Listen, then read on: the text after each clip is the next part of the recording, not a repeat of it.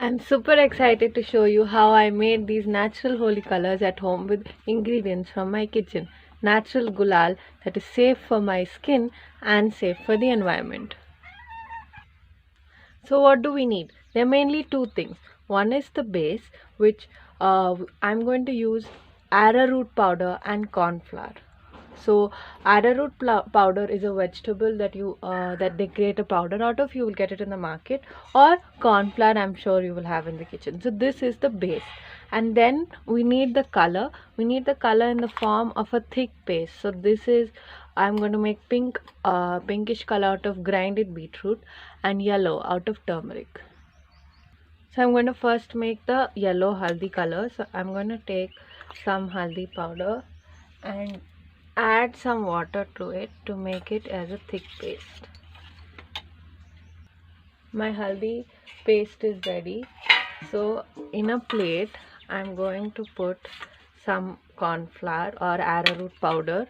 Either both of these are very soft powders, so they'll give a very nice soft texture to the gulal.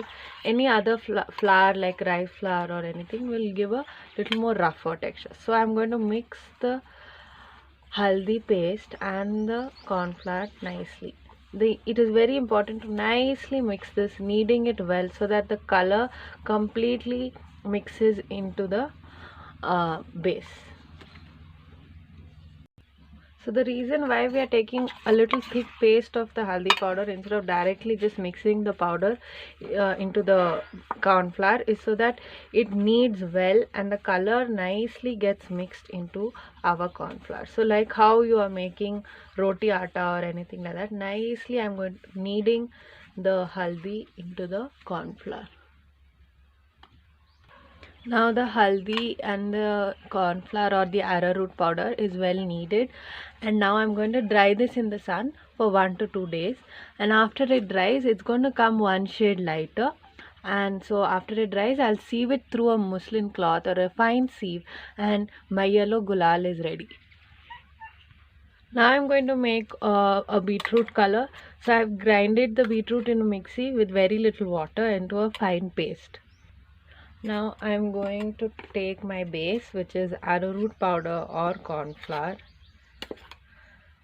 and I'm going to mix the beetroot paste into it just like how we did with the haldi color. So I'm getting a very beautiful pink here.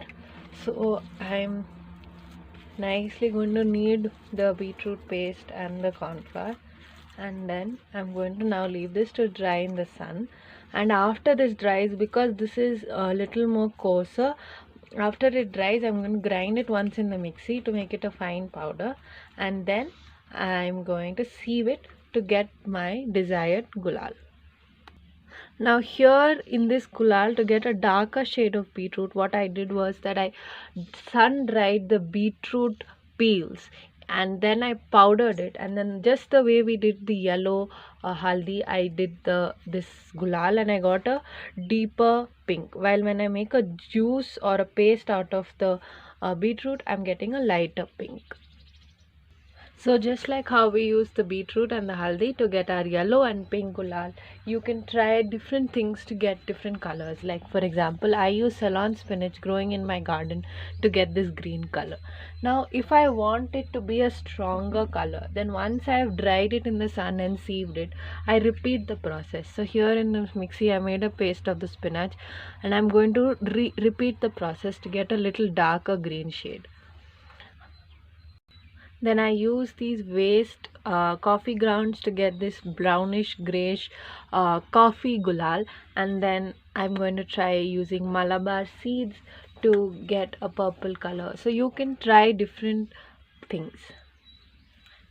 So making the gulal is super fun. And remember, after you mix the powder or paste, into your base, you sun dry it and then you either mix it if needed and sieve it through a fine sieve to get a nice fine beautiful colors of natural gulal. It's very fun to make. So as fun as it is to play Holi, it is that fun to even make the gulal. It's a great fun activity to do with children.